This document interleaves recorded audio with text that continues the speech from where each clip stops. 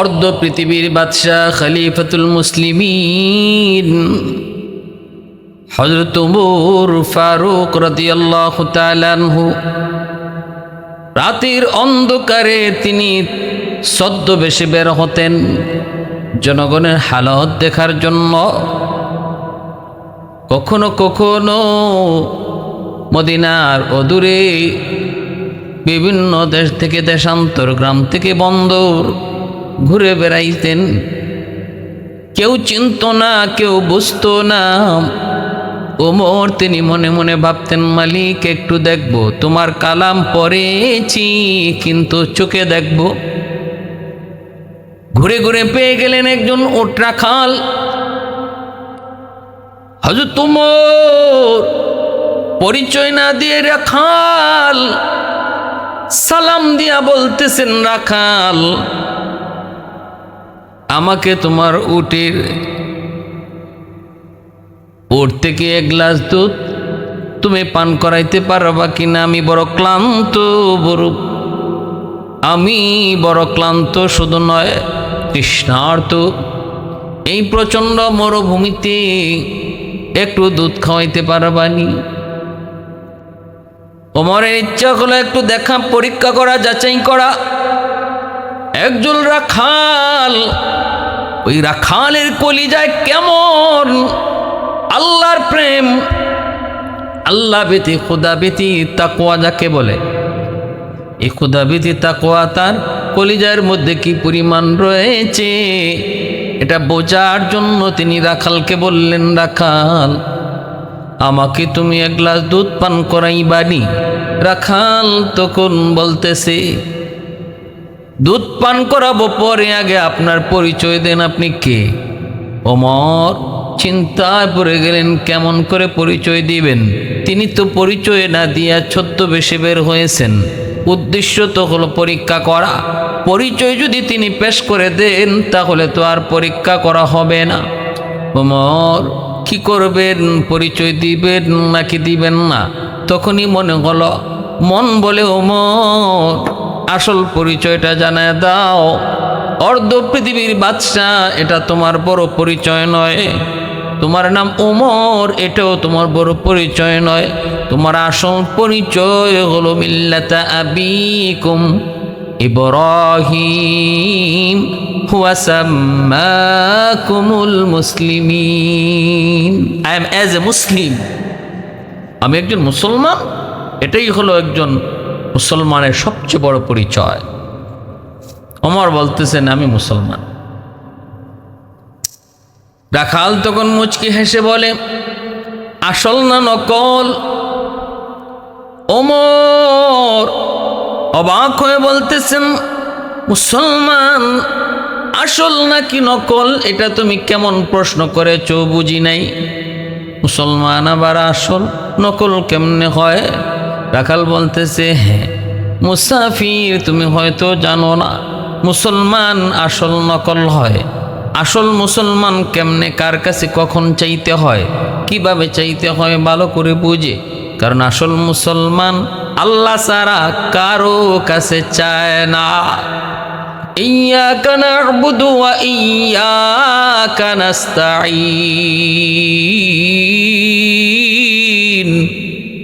আমরা আল্লাহর ইবাদত করি, আল্লাহর কাছে সাহায্য চাই। প্রকৃত মুসলমান আল্লাহ ছাড়া কারো কাছে সাহায্য চায়। আহাদুন লাইসা কামিসলিক সামাদুন লাইসা কাফাদলিক লিমানিল মুলকু তুগুই তো সাজাওয়ার খুদাই। তো খুদাওয়ান্দে ইয়ামিনি, তো খুদাওয়ান্দে ইয়াসারি, তো খুদাওয়ান্দে জমিনি, তো খুদাওয়ান্দে সামাই। তু রহিমি, তু করিমি, তু সমিঈ, তু বসিরি, তু মুইজ্জি, তু মুযিল্লি, তু মালিকিল আরশি ওয়াজাই। বরি আজ চৌচেরাই, বরি আজ সূরতে রঙ্গি, বরি আজ ইজ্জনি আজি, বরি আজ বিমু উমিদি। বরি আজ চৌচেরাই, বরি আজ সূরতে রঙ্গি, বরি আজ খুরদন অখুফতন বরি আজ তোহমতে মরদন বরি আজ বিনু উমিদি বরি আজ রঞ্জ বালাই। আল্লাহু আকবার। হযরত ওমর রাখালের কাছে লজ্জা পেয়ে গেলেন, স্বীকার করে নিলেন, হে রাখাল, ঠিক বলেছ, আমি ভুল করেছি। মুসলমান আল্লাহ ছাড়া কারো কাছে চায় না, চাওয়া কার কাছে চাইতে হয় এটা খাঁটি মুসলমান ভালো করে জানে। অতএব আমি ভুল করেছি, এটা হয় নাই, আমার ভুল হয়েছে। রাখাল কয়, তাহলে আপনি তওবা করেন। আস্তাগফিরুল্লাহাল্লাযী লা ইলাহা ইল্লা হুয়াল হাইয়ুল কাইয়্যুম ওয়া আতুবু ইলাইহি লা হাওলা ওয়ালা কুওয়াতা ইল্লা বিল্লাহিল আলিয়্যিল আযীম। ভুল যদি কেউ নিজে স্বীকার করে তার তওবা নসিব হয়, আর যদি কেউ ভুল স্বীকার নাই করে তওবা তার নসিব হয় না।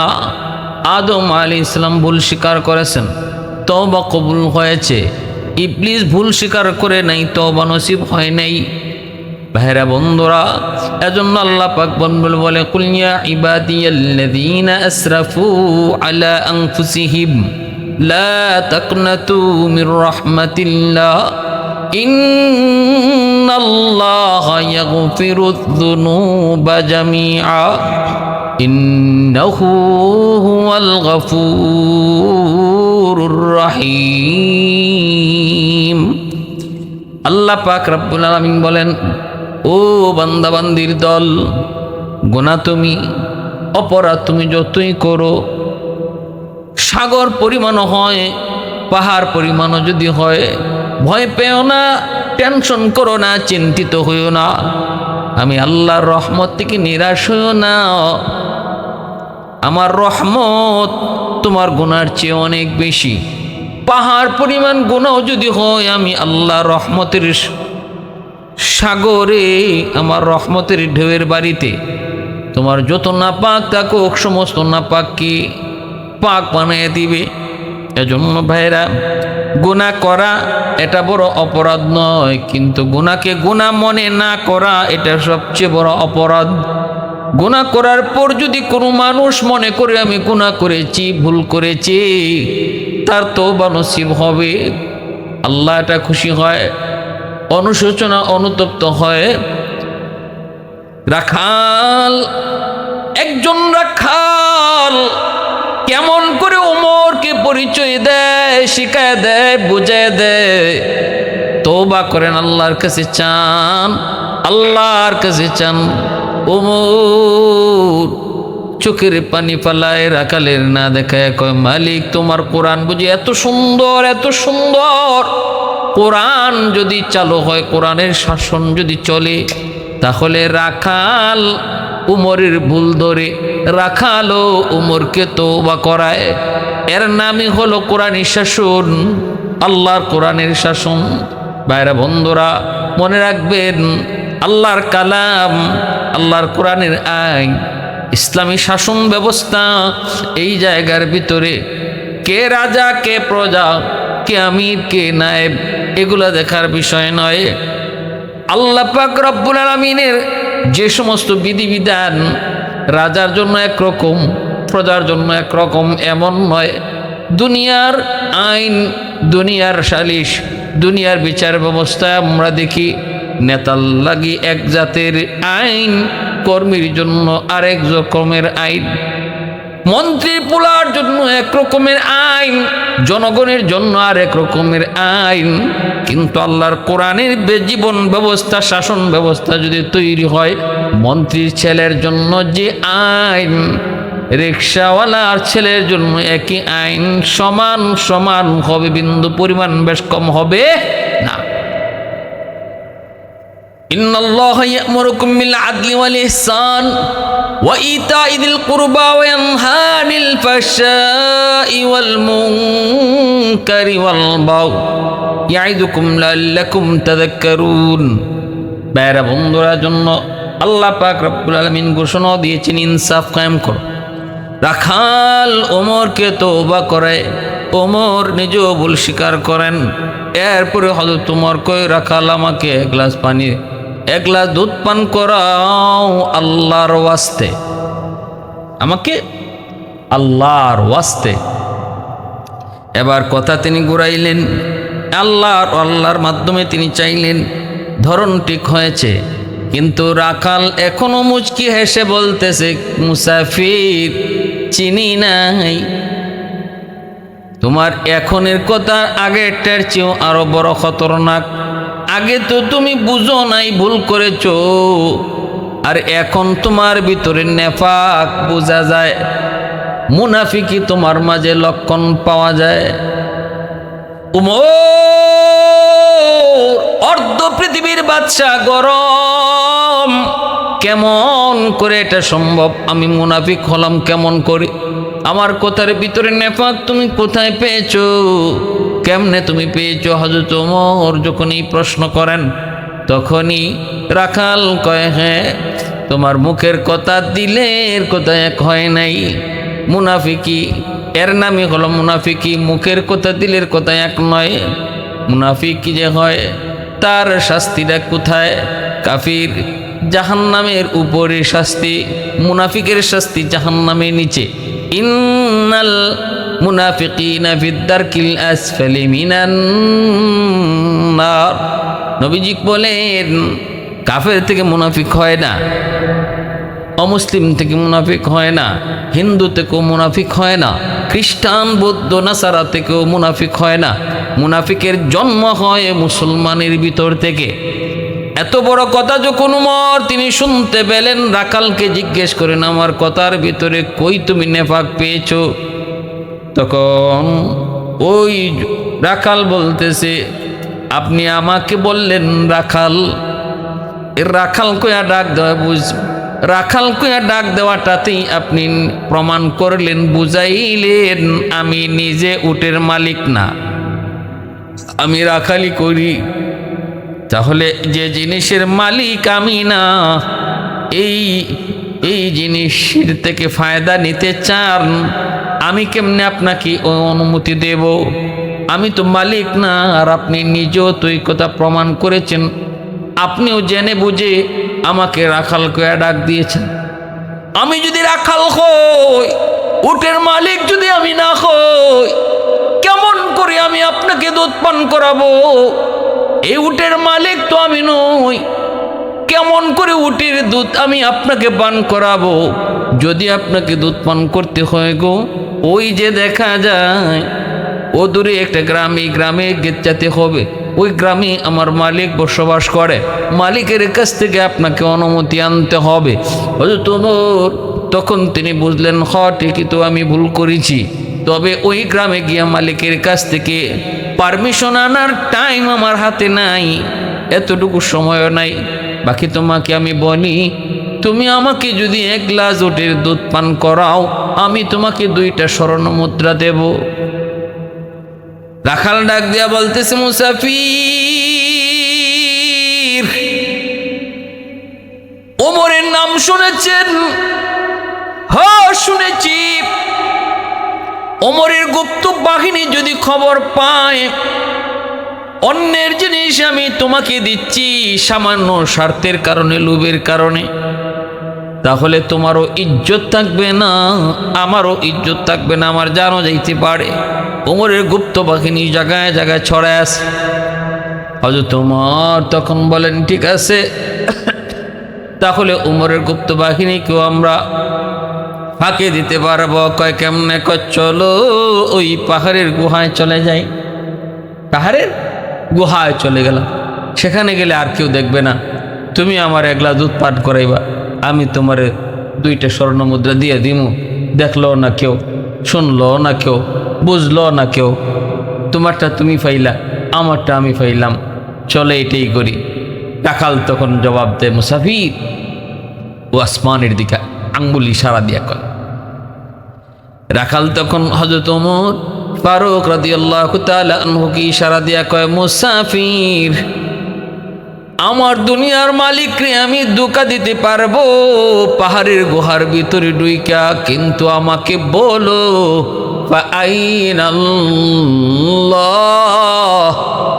ফাআইনাল্লাহ, আমি আমার আসমানের মালিকরে কই রাখবো?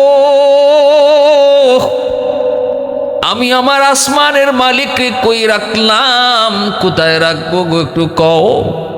পাহাড়ের গুহায় গেলে পরে কেউ দেখবে না ঠিক, কিন্তু আমার আসমানের মালিক আল্লাহ, ইনি তো পাহাড়ের গুহা শুধু নয়, পানির নিচেও দেখেন, মাটির ভিতরেও দেখেন, আগুনের ভিতরেও দেখেন, দিনের আলোতে যেমন দেখেন, রাতের অন্ধকারেও তিনি তেমন দেখেন।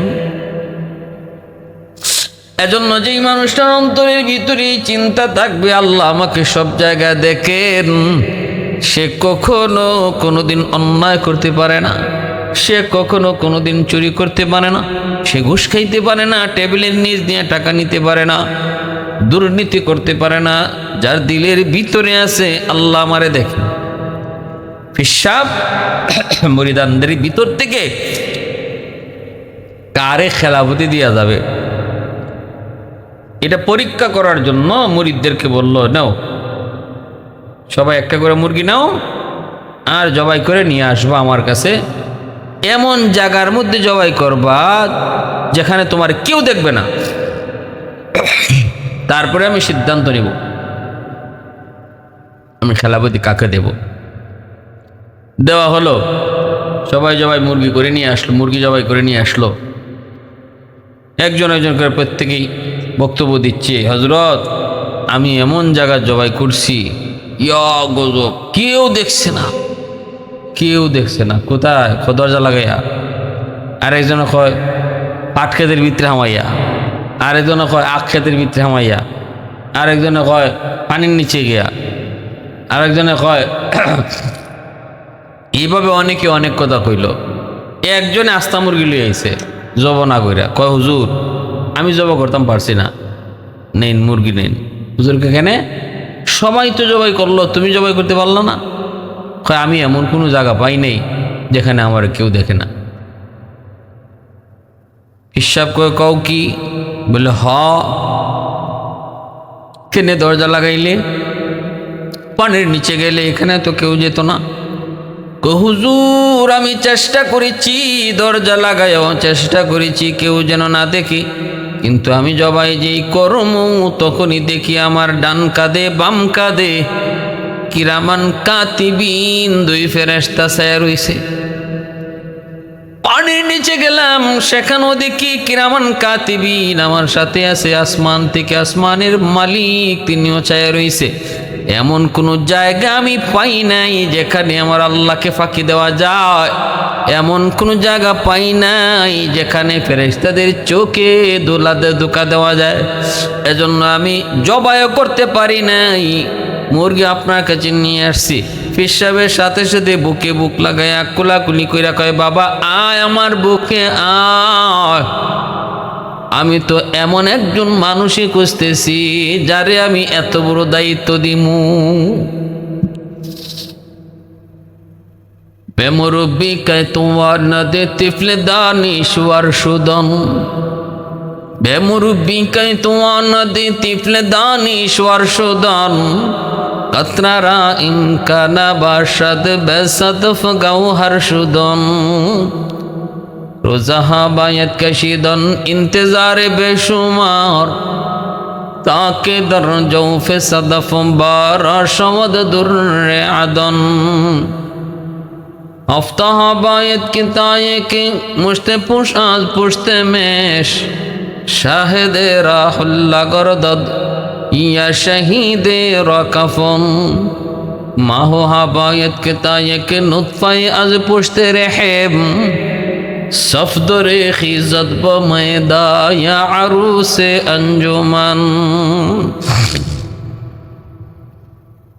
রাখাল কয় মুসাফির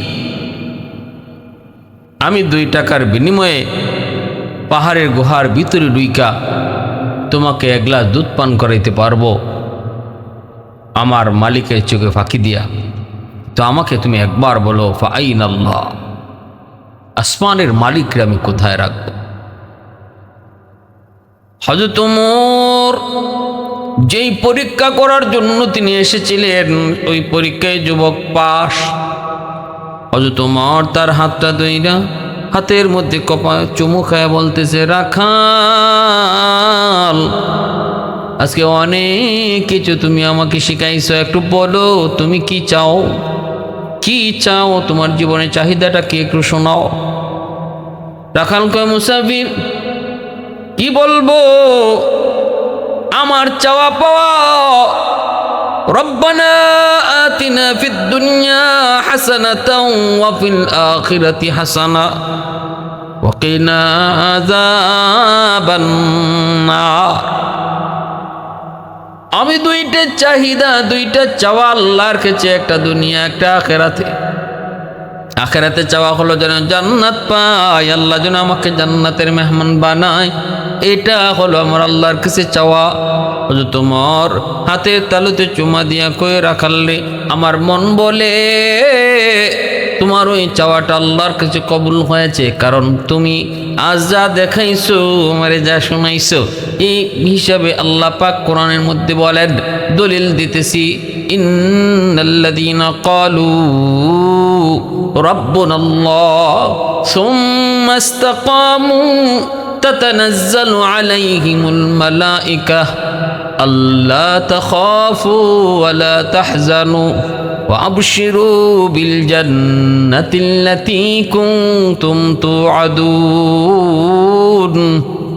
এই আয়াতের ভিতরে আল্লাহ পরিষ্কার বলেছেন, আল্লাহ সব জায়গায় আছেন, সব দেখতেছেন। এই জিনিসটা মরণ পর্যন্ত যারা দিলের ভিতরে রাখবে এবং ইস্তেকামতের সাথে চলবে, আল্লাহ মরণের সময় তারে জান্নাত দেখায় দেখায় তারে মরণ দিবে। এজন্য আমি বলি, আমার মন বলে তোমার জন্য জান্নাত অবধারিত। যুবক বলতেছে, আমার দ্বিতীয় চাওয়া হলো দুনিয়ার নগদ চাওয়া হলো, বহু জীবনে শুনেছি খলিফাতুল মুসলিমিন ওমরের নাম, জীবনে কোনোদিন ওমরকে দেখি নাই। আমার মনের বড় একটা চাওয়া আসলো গো, আমি যদি মরণের আগে একবারও ওমরকে দেখতাম। হযরত ওমর এই কথাটা শোনা মাত্রই বললেন, তাহলে ওমরকে এখানে কেমনে দেখবা? মদিনার মসজিদে যাও, ফজরের নামাজ পড়বা, ওমর তিনি ইমামতি করেন, ওখানে ওমরকে দেখতে পাবা। ওমর নিজের পরিচয় জায়গায় দিলেন না। কেন দিলেন না? সে ওমরের প্রতি যতটা আগ্রহ দেখাইল, আবেগ যতটা দেখাইল, এখন যদি হযরত ওমর বলেন আমি ওমর, হয়তো সে আবেগে তার কলিজা ফেটে যেতে পারে, এতটা আগ্রহ, এতটা আবেগ। এজন্য ওমর বলে, মদিনার মসজিদে ফজরের নামাজ পড়ল, ইমামতি করবেন ওমর। যুবক ওই রাখাল সে মদিনার মসজিদে গেল ফজরের নামাজ পড়ার জন্য, পিছনে পরে সামনে যেতে পারে না। একদিন, 2 দিন, 3 দিন ওমর, এরপরে নজরে পড়ল ওমর, তখন ডাক দিয়া কইতেছে, ও মিয়া, এই পিছনে দাঁড়ায় পিছনে বারান্দায় কি করো? কই নামাজ পড়ি। কেন? কই তোমার বাড়ি? বহু দূরে। কেন এখানে নামাজ পড়ো? ওমরকে দেখার জন্য। হযরত ওমর নিজের পরিচয় তখনও না দিয়া কয়, সামনের কাতারে না গেলে পাবা না, দেখা পাবা না। কয় কেমনে যাই? সামনের কাতারে তো অনেক বড় বড় সাহাবী। হযরত ওমর বলে, তারা থাকলেও তুমি যেতে পারো, কারণ বড় ছোটর কোনো বিষয় নয়। আল্লাহর সামনে সেজদা দেওয়ার হালত, আমিরের পাশে তার মামুর দাঁড়াবে, বাদশার পাশে ফকির, তারা আল্লাহকে সেজদা দিবে, এক কাতারে দাঁড়ায় যাবে। কে ছোট কে বড় এটা আল্লাহ পাক রব্বুল আলামিনের কাছে বিষয় নয়। আল্লাহর কাছে দামি তো সেই হবে যার দিলের ভিতরে আল্লাহর ভয় বেশি থাকবে। ইন্না আকরামাকুম ইনদাল্লাহি আতকাকুম, আল্লাহর কাছে তাকওয়া যার বেশি, সেই হলো সবচেয়ে সম্মানী। অতএব যাও। তিনি এবার দেখা গেল হযরত ওমর যেখানে ইমামতি করবেন, সোজা পেছনে যে রাখাল দাঁড়াইলেন। আবু বকর সিদ্দিক রাদিয়াল্লাহু তাআলা আনহু ইমাম যখন হবেন, পিছনে দাঁড়াইতেন ওমর।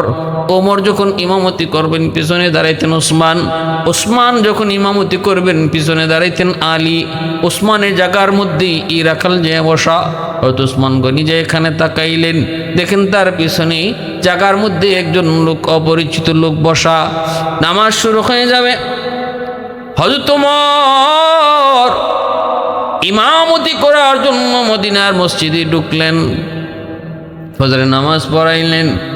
নামাজ পড়ানোর পর যখন সেজদা দিয়ে পিছনের দিকে মুখ করেন, রাখাল চেয়ে দেখে, হায় হায়, ইনি তো সেই মুসাফির, যেই মুসাফিরকে আমি বলেছিলাম তুমি তো তওবাই জানো না, তুমি তো মুনাফিক, তুমি তো কথাই জানো না, কত কিছু কইছি। রাখাল তখন মাপ জোর করে, হাত জোর করে কই, হযরত আমি অনেক বড় অন্যায় করেছি, ভুল করেছি, আমাকে মাফ করেন। হযরত ওমর তারে বুকে জড়ায়া ধরে কোলাকুলি করেন, চুমু খান আর বলেন, আরে যুবক, তুমি অন্যায় করো নাই, আমি ছদ্মবেশে গিয়েছিলাম তোমার ভিতরে আল্লাহর ভয় কেমন আছে সেটা পরীক্ষা করার জন্য। তুমি আমাকে শিখাইছো ফাআইনাল্লাহ, ফাআইনাল্লাহ, তোমার ফাআইনাল্লাহ, আমার আল্লাহরে কই রাখবো, এই কথাটা আমি ওমর আজ থেকে সারা জীবনের জন্য তসবিহ বানায় নিছি। মসজিদের ভিতরে হাউচাও আওয়াজ শুরু হয়ে গেল, রাখালকে বুকে নিয়ে সবাই কুলুখা কুলে নেয়, চুমু খায় ওমর। ওমর তিনিও বুকে নিয়ে চুমু খান। ভাইয়েরা, বন্ধুরা, জন্য বলতেছিলাম রে ভাই,